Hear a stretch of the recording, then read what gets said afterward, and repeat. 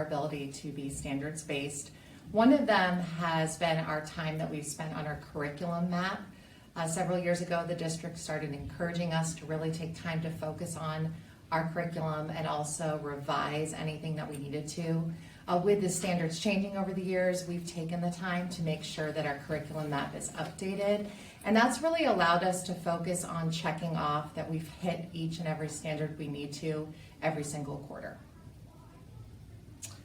And when developing our curriculum map, we really used a true backward design approach. So as a department, we sat down together and we established our expectations for content mastery. And we discussed exactly how we wanted the students to demonstrate mastery and what that's going to look like, whether that was a writing piece or some other common assessments or performance matter. And so we started with that first, and then we fully worked backwards to ensure that our lessons were designed to help our students reach maximum.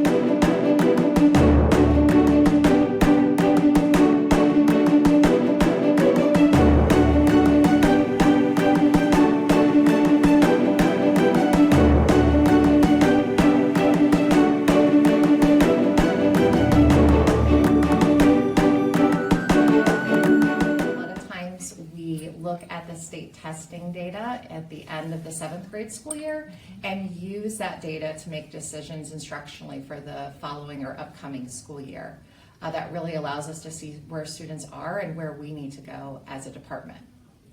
And then with the addition of Performance Matters, we've really been able to utilize that tool as a department to analyze the data from common assessments across our 8th grade English department.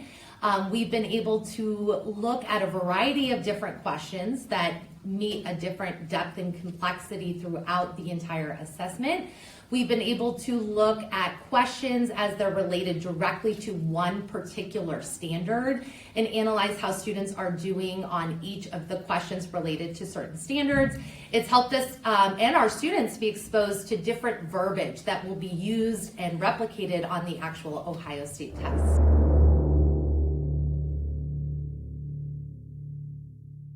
We use Performance Matters in multiple different ways.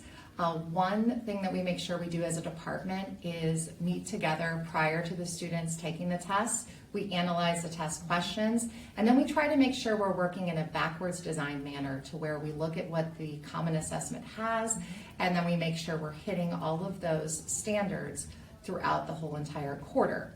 Additionally, after the students have taken the assessment or the checkpoint, we make sure we sit down together as a whole department and collaboratively discuss just where our students might have struggled, and we use that data in a very specific manner.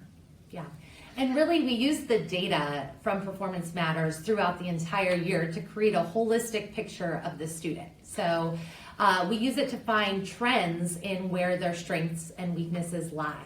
As a result, from that, we're able to create small learning groups that are targeted to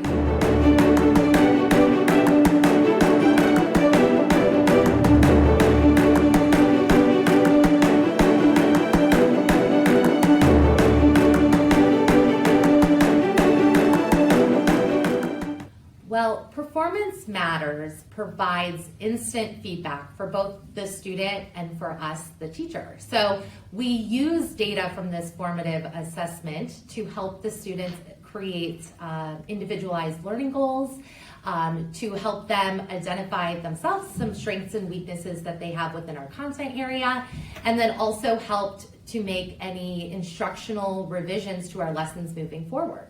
So we make instructional changes from the instant data that we receive. Performance Matters has really helped expose our students to high quality standardized questions.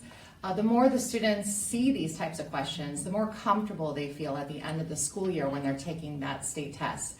We do believe in turn that these little checkpoints they've had at the end of each 9 weeks have really helped our students with our state test scores. It's pretty clear in the evidence from this last school year, and we think that it's also really going to help prepare them this school year as well.